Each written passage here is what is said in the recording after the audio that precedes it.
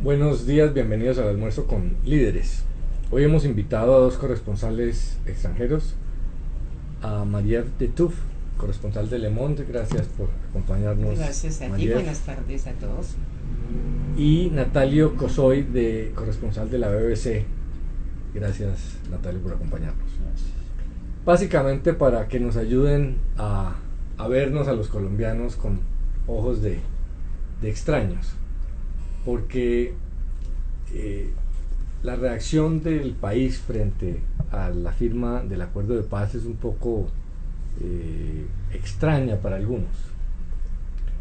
Decía Juanita León en el almuerzo con líderes pasado que esta era una paz resignada, que los colombianos estábamos asumiéndola de una manera resignada, y que llama la atención que la gente no ha salido a las calles a celebrar el fin de una guerra de 52 años.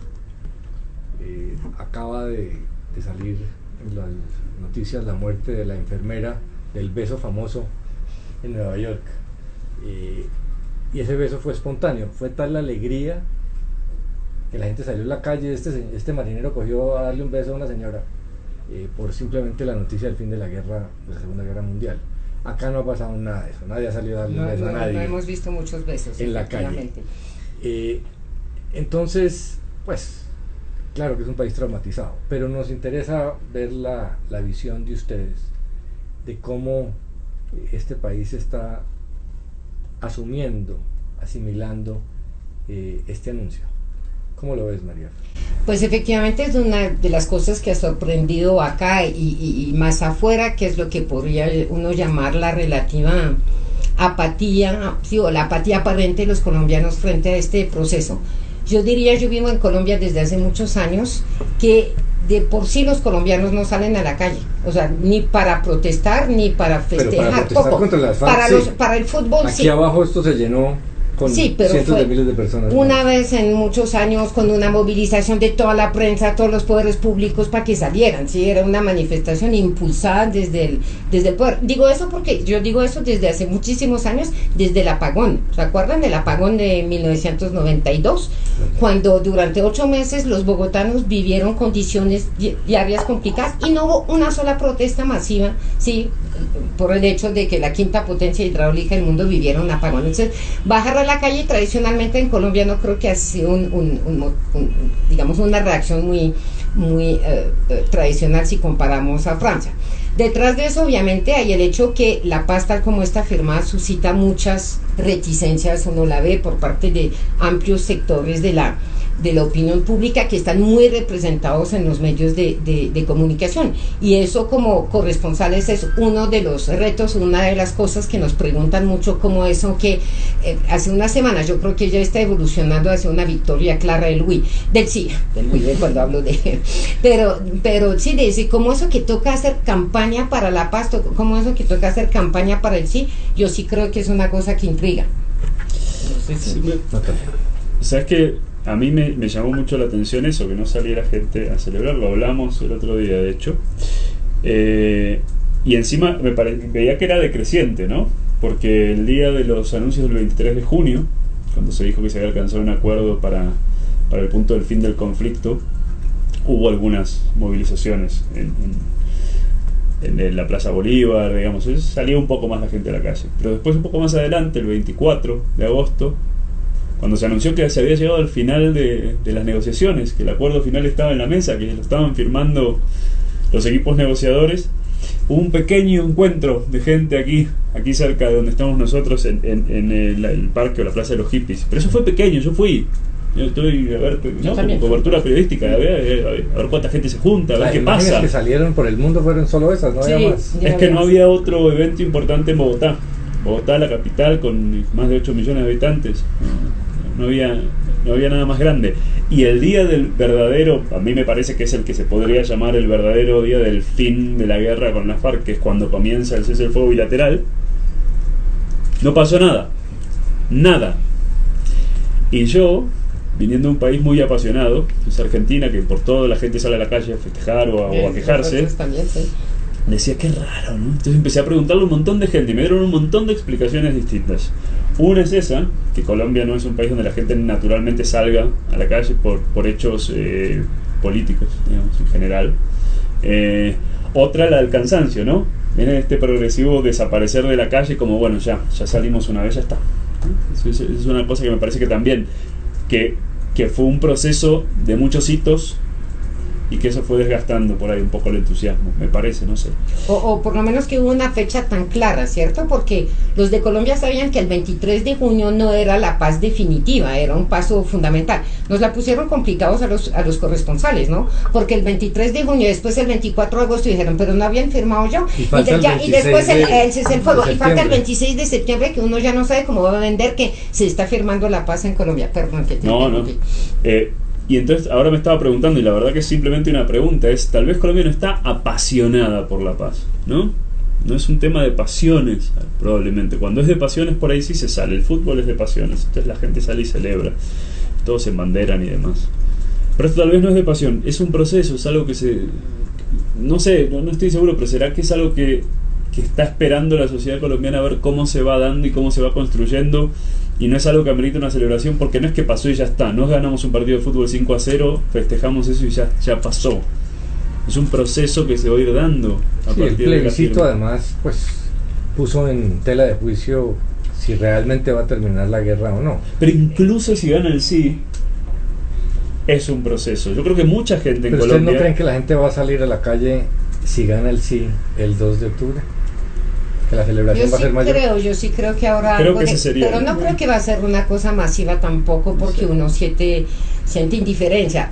Una de las cosas también es que, o sea, y es de pronto el drama de este país, es que también la guerra había terminado dejando indiferente a mucha gente. Esta guerra no afecta a todos los colombianos por igual, ni muchísimo menos. Yo preguntaba a mis estudiantes, primero los estudiantes que pueden tener 22 años, desde hace 4 años el cese del fuego ya es casi una realidad, o sea, ha bajado muchísimo la intensidad de los conflictos. Entonces uno ve muy bien que han bajado los secuestros, han bajado, o sea, uno siente que ya la pacificación está en marcha. Entonces para estudiantes de 22 años la guerra es algo más lejos de lo que era hace 4 años, cuando ya en las ciudades se han acostumbrado a vivir con este conflicto en el tiempo. La práctica de los secuestros masivos esta práctica perversa acercó de alguna manera el conflicto a las ciudades, pero las ciudades de Colombia se han acostumbrado a vivir con un campo en guerra y la gente de las ciudades no percibe ni el impacto de la guerra ni la importancia de la paz. Yo sí, uno siente eso muy claramente,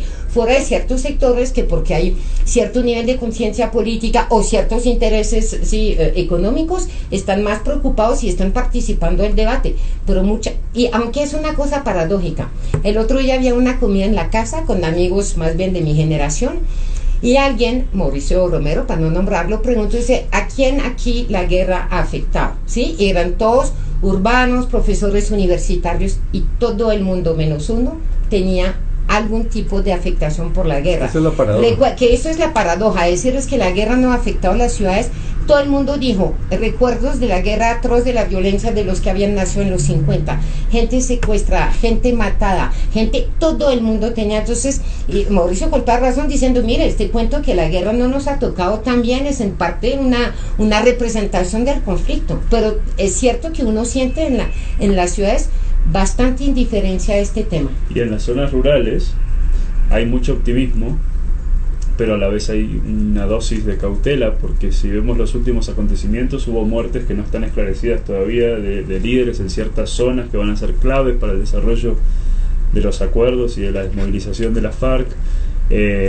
Hubo ahora en estos días denuncias de la gente de la Comunidad de Paz de San José de Apartado, de que había gente armada en la zona acercándose. Entonces esos temores están presentes y también creo que genera una dosis de cautela importante, incluso en las regiones que posiblemente están más comprometidas, ¿no?, con el proceso. Sí, es una sociedad que perdió la confianza, no hay confianza en nada. Y ahora que hablas de cautela, eso es un argumento que me dio un diputado irlandés que había participado en las negociaciones, que me pareció interesante para explicar la falta de entusiasmo.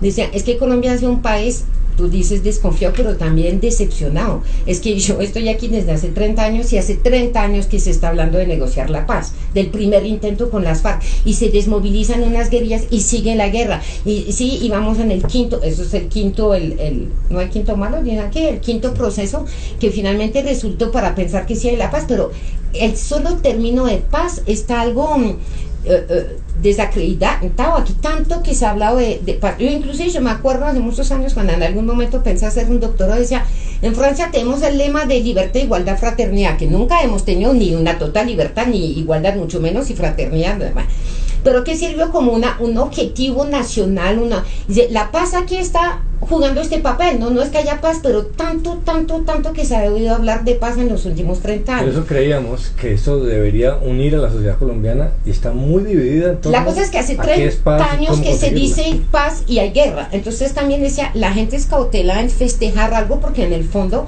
hay mucha incredulidad, o sea, desconfianza e incredulidad que esta vez no va a ser, y de hecho uno ve mucho en la gente que hace campaña por él, ¿no? Sí, que fui a entrevistar, no creen, dice, eso va a ser peor, la guerra va a ser, no hay manera, no hablo de los posibles intereses, está entrevistando a jóvenes que uno quiere esperar que son sinceros en eso, decía, es que no va a haber paz, la gente es muy incrédula frente a la opción de un país pacificado, inclusive los que van por el sí dicen, es que ya se me vuelve el uy, por el sí dicen, sí, está claro que no va a haber paz integral el 27 de septiembre, nadie cree, o el 3 de octubre, no sé cómo uno pone la fecha, pero todo el mundo sabe que va a seguir cierto nivel de violencia en este país. Sí, lo que pasa es que hay el conflicto, la paz, la guerra política, y la otra es la violencia, que es la gran mayoría, que esa la hacemos los colombianos, y en el fondo los colombianos sabemos pues que tenemos una cultura de la violencia y por eso un poco esa desconfianza. La otra duda que hay en Colombia es cómo nos ve, cómo nos entiende la comunidad internacional. Alguna gente se sorprende que haya tal unanimidad de apoyo al proceso de paz, tal entusiasmo en algunos países. Algunos lo descalifican diciendo simplemente pues no han sufrido los rigores de la guerra, entonces les queda fácil. Pero ustedes que tienen que comunicar a París, a Londres, ¿cómo entienden la visión de fuera hacia el proceso colombiano? Hay una cosa que me parece interesante, y de hecho lo hablamos con colegas en Londres, hablando de la cobertura que se viene de estos días así intensos de noticias, y decíamos, es que es la buena noticia en los últimos que va, que se, años, digamos, 8 años. Digamos, y no quiero decir, digamos, no quiero despreciar a quienes para nada, ni desmerecer a quienes creen que el acuerdo no va a ser beneficioso, digamos, tal vez no lo sea, pero en principio un acuerdo de paz se lee a nivel global como algo que va a ser beneficioso para un país, un mundo donde de verdad estamos viviendo una sucesión de rupturas y de crisis, ¿no? Sobre todo en la cobertura que hace Reino Unido del mundo. ¿Cuál puede ser la última buena noticia en materia de paz en el mundo? Estaba pensando eso, pero no vas a corchar. Una buena noticia había sido Sudán, pero volvió a romperse. Esa paz que había en la zona se había vuelto a romper. Ahora hay una nueva noticia reciente, pero creo que se ve con muchas Sri Lanka también, pero también ha habido un... Y ahora en Siria parece que se llegó finalmente a poder hacer un cese, pero esos ceses nunca han terminado de funcionar del todo bien. Así que de una noticia que se espera que tenga un impacto de más largo plazo y no una solución de corto plazo, una cosa así como medio de parche, podría terminar siendo la de Colombia. Para mí esa es una de las cuestiones clave. Por otro lado, también hay un cansancio en el público internacional por lo largo del proceso y por los hitos, ¿no? Porque uno tenía que salir a dar una gran noticia que no era la noticia final, pero era muy difícil de explicar que eso era muy importante, pero todavía no terminó. Eso era muy difícil de explicar y podía terminar, yo creo, al público internacional un poco confundiéndolo, ¿no? Y cansándolo. Pero yo creo que una pregunta ahí. Yo me acuerdo cuando estaba en la universidad, me tocó todo el proceso del Salvador, y uno lo leía y lo vivía de una manera muy cercana, uno estaba enterado de todos los procesos. ¿Ustedes creen que internacionalmente ha habido un seguimiento tan de cerca del proceso de paz colombiano? Es que El Salvador todavía fue en época de la Guerra Fría, bueno, fue al final de la Guerra Fría, pero está interpretado como el proceso de paz, como resultado del fin de la guerra, de una serie de conflictos que se están solucionando en un momento de mucha efervescencia sobre cuál es este nuevo mundo que nos toca como el fin de la guerra. El conflicto de Colombia es más aislado, ¿no? Como un rezago raro que, de paso, o sea, eso yo sé que muchos colombianos se sorprenden, pero la primera cosa cuando dicen ¿y cómo nos ven? La primera cosa que uno suele decir es que no los ven mucho. O sea, Colombia no es una cosa que interese mucho en Europa, por lo menos. No es que no interese, solamente que hay muchos otros temas que interesan más. Es que tenemos el Medio Oriente explosivo al lado. Nosotros los franceses le estamos prestando mucha atención a lo que pasa en África porque fueron colonias, ¿sí? Entonces Colombia es algo lejano de las preocupaciones cotidianas, digamos, de los lectores y auditores europeos. Y de hecho el gobierno francés no ha sido tan entusiasta como el inglés o el norteamericano, porque está la guerra contra el terrorismo. Sí, eso, o sea, eso es segunda cosa, cuando dicen, es que ustedes no saben lo que es la guerra, sí, entonces por eso están dispuestos a que firmemos un acuerdo que tenga una alta dosis de perdón o de, sí, pues nosotros en Europa sí creo que somos un continente que supo lo que es la guerra, o sea, la memoria de la Segunda Guerra Mundial, mi generación era una cosa muy reciente, nuestros papás la habían vivido, y cómo se optó por un proyecto de reconciliación con Alemania era una cosa muy presente en la cultura, y la idea que la paz sí se hace a costa de una dosis de olvido, de perdón, sí lo tenemos claro en un país como Francia, aunque como lo decía el otro día, apenas se reactiva el terrorismo, uno ve que los reflejos militaristas guerreros vuelven a imponerse muy, muy rápidamente. Otra cosa yo creo es que parte de lo que aquí asusta mucho, que vamos a ser un país comunista, esos son cosas. Yo me crié en un país con el Partido Comunista 22% de los votos, o sea que hay un Partido Comunista legal, una oposición de izquierda fuerte.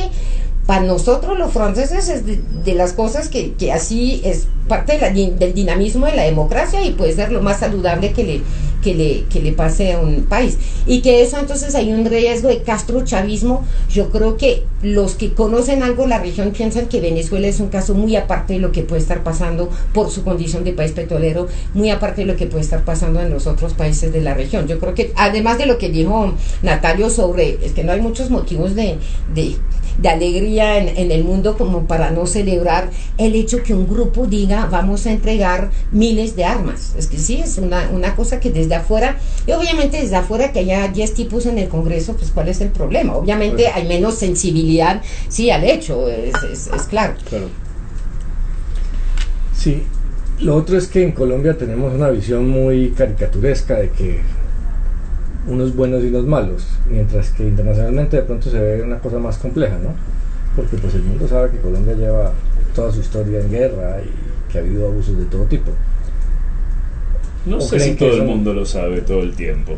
Yo diría que, y lo hablábamos en numerosas ocasiones, es tarea nuestra mostrar que las cosas no son blanco y negro nunca. Pero hasta hace poco, hasta hace 10 años, 12 años, las FARC tenían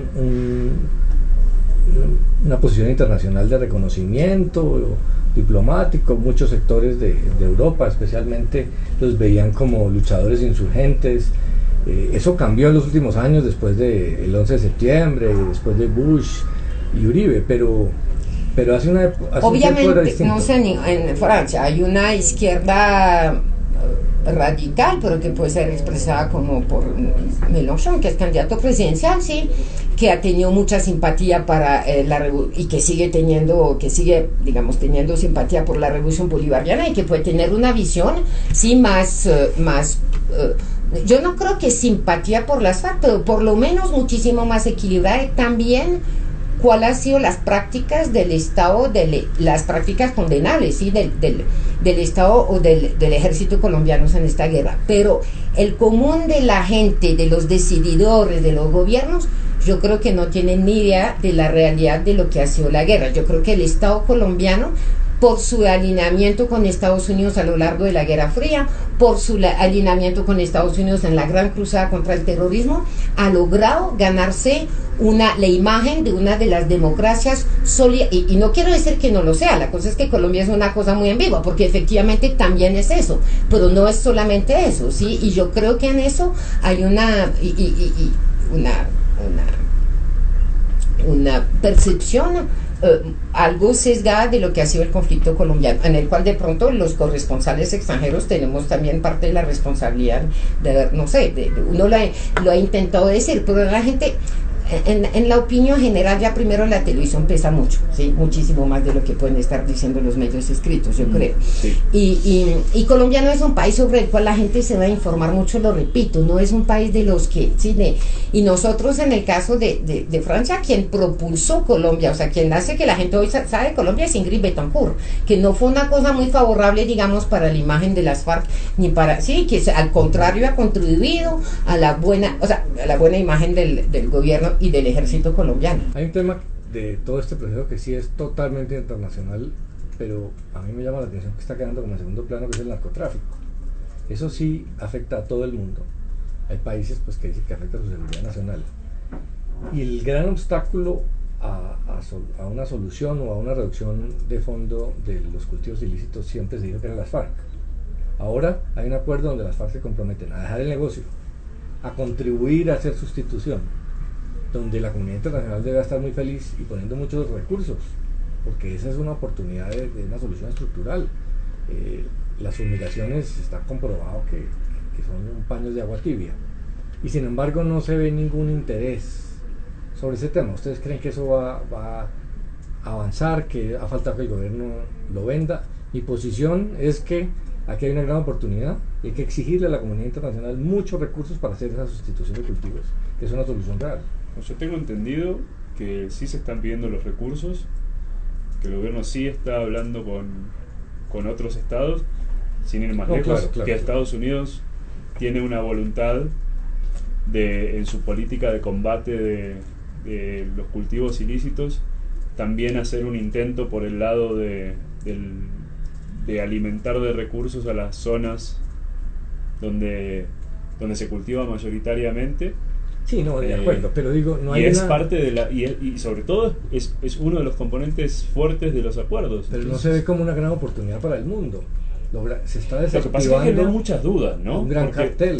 Es que se genera muchas dudas porque mucha gente, y mucha gente lo dice, tiene la sensación de que, dada el nivel de ganancias que genera, va a ser muy difícil, eso cree mucha gente, erradicar el negocio simplemente sacando a uno de los jugadores del negocio, y el miedo que existe en muchos sectores es que sea reemplazado por otro o por otra serie de jugadores, ¿no? Porque cuando se descabezaron a los carteles de narcotráfico en Colombia, de los grandes carteles que crecieron en los 80, no desapareció el narcotráfico de Colombia. Sí, pero es que lo interesante de la FARC no es como cartel, sino como protector de los cultivadores de coca. De la región no, claro, eso no decía como cartel, sí. pero es muy posible para algunos, digo, no se puede descartar que aparezca otra estructura, digamos. No, sin duda, eso va a pasar. Que hoy en día, por ejemplo, el problema no son los narcotraficantes, sino los cultivadores. Si se logra erradicar cultivos, pues la cosa es que los cultivos en Bolivia y Perú no se han erradicado, sin FARC. Entonces yo creo que eso es parte de la, digamos, de pronto del escepticismo.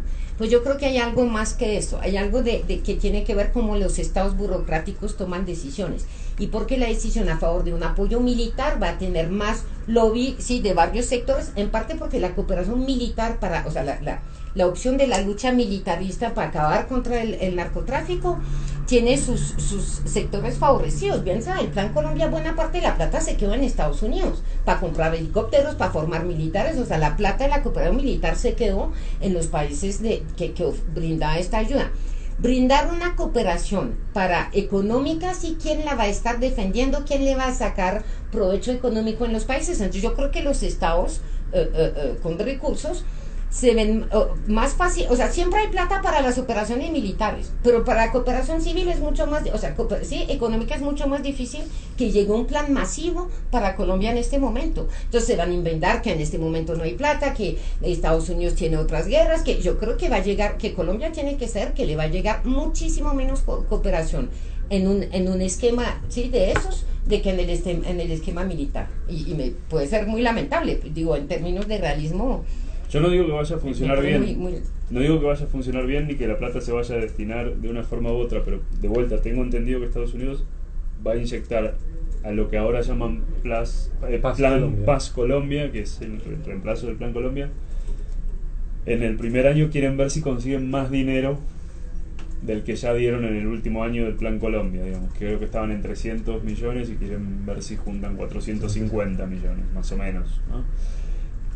Habría que ver cómo se administra y en qué se usa, ¿no? Eso ya nos tocará a nosotros, desde Exacto. nuestro rol de Y periodistas, te digo, y el año hacer esos 2017, reportajes. un año después de la paz, listo, a lo mejor sí llega algo de recursos internacionales porque todo el mundo quiere tener su, pero que dure, porque está claro que una política de sustitución de cultivo no es cuestión de 6 meses, es cuestión de una inversión en desarrollo sobre varios años, y uno puede legítimamente pensar que va a haber cierta timidez, para no decir tacanería de la comunidad internacional, de la Muy llamada bien, comunidad ya vamos a internacional. firmar el 26 y viene el 2 de octubre donde los colombianos van a decidir. Parecería ser que la ola a favor del sí está creciendo y que van a ser aprobados esos acuerdos. Entonces viene para ustedes un cambio cualitativo grande. Ya no van a ser corresponsales de guerra en Colombia, sino corresponsales de un proceso difícil, complejo, de implementación de los acuerdos de paz.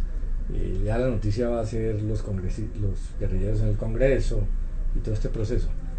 ¿Cómo ven ese cambio en términos de atención, de interés internacional de lo que va a ser la reportería de ustedes? Bueno, como periodistas, claro, cuanto más dificultades y problemas hay en las cosas, más interés, ¿no? Entonces, cuanto más prolijo y bien salga todo, tal vez sea más difícil de vender la historia o haya que buscar la forma de venderla más. Esa es un poco a veces la realidad. A veces las malas noticias venden más que las buenas. No, a veces, siempre. Gracias. Sí. Sí, yo quería hacer Yo Pero igual ¿creen se lo que- ¿creen posible que Colombia, que ha sido un protagonista tremendo de las malas noticias en los últimos 20 años, Pero se ha aceptado como país normal? parte de ese proceso creo que va a ser un trabajo sobre el lenguaje, me parece interesante. Pues mirá lo que dijiste recién. Dijiste, uno de los temas que van a tener que tocar es ese de los guerrilleros en el Congreso. Pero cuando estén en el Congreso van a ser ex guerrilleros. Y todavía se los... ¿no? Entonces, ese proceso va a ser largo. Ese me parece que va a ser, por ejemplo, un desafío interesante.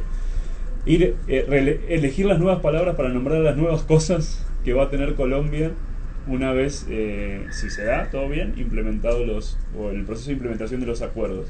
Porque creo que todos van a tratar de conquistar el espacio de los significados de un lado y otro. Quienes no estén muy amigos del proceso seguramente llamarán las cosas de una forma, y quienes quieran tal vez ganar crédito político del proceso van a querer llamar las cosas de otra forma, y nosotros seguramente vamos a tener que tener cuidado de no comprar uno u otro discurso y ver de verdad cómo nos toca llamar a las cosas. Eso es una cosa, perdón, no es exactamente tu pregunta, pero me quedé pensando. Es súper interesante porque tuvimos la cosa con los ex guerrilleros, como Navarro, Petro. ¿Cuánto tiempo uno es ex guerrillero? Me acuerdo en Venezuela, ¿cuánto tiempo uno es el ex comandante? Te aseguro que no vas a reportar en los próximos 5 años el nombre del señor Timochenko Londoño sin decir que era el ex jefe de la Sí, FARC, claro. No, claro, sí.